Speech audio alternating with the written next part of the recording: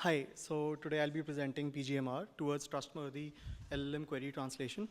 So a major problem with LLMs nowadays is that they hallucinate a lot, and where they produce plausible but factually incorrect information. So we wanted to target that in this paper with specific focus on queries and SPARQL queries and SQL queries, kind of structured query generation. So let's look at SPARQL queries. SPARQL queries are basically structured queries on knowledge graphs. And knowledge graphs are basically data structured in the form of a graph, where the nodes are entities and the edges capture the relationship between these entities. And most knowledge graphs, like Wikidata, etc., kind of have URIs that basically have these identifiers for SPARQL queries for entities and relations, like QIDs and PIDs. If you see the bold P112, and that is a relation. And so the challenge of generating SPARQL queries also stems from the fact that LLMs have to generate these specific opaque identifiers that don't make much sense apart from just mapping of what means what.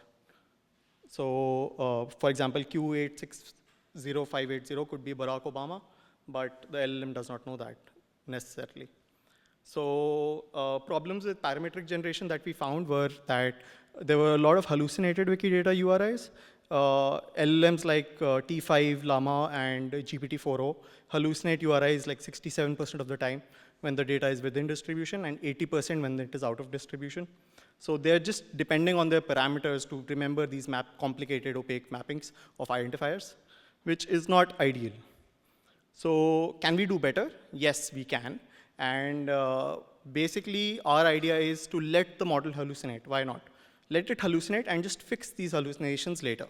So these hallucinations can only happen between specific mapped placeholders, which I'll come to, and then the post-generation memory retrieval happens, and that fixes these hallucinations.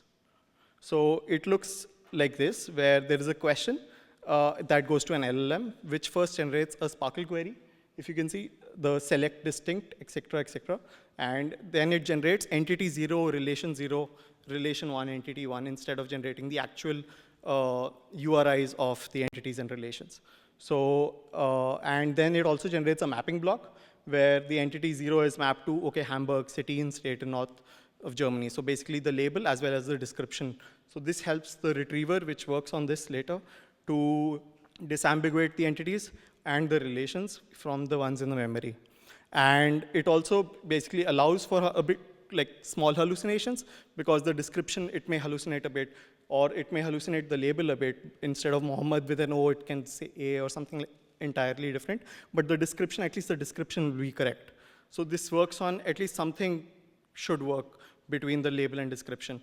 And that's our hypothesis. And it basically then retriever replaces these with the actual URIs from the memory. And it also has a confidence threshold, so the retriever can decide to not answer if it does not have the information in the memory that it has. So it can refuse to answer, which is important for today's LLMs, which confidently answer sometimes when they don't have the information.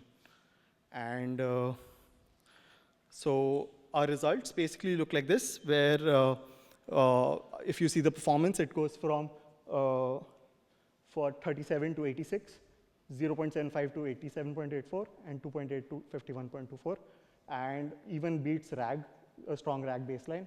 And the hallucinations go to 0%, 0.01. And yeah. So in summary, so we presented PGMR, which where instead of generating SPARQL queries directly, we have these placeholders and mapping blocks, which the LLM generates. And this basically enables it to have controlled hallucination instead of completely no hallucination. And then it fixes these hallucinations post-op. And it also is also able to refuse answering when it feels that it does not have enough information to answer. Okay, thanks.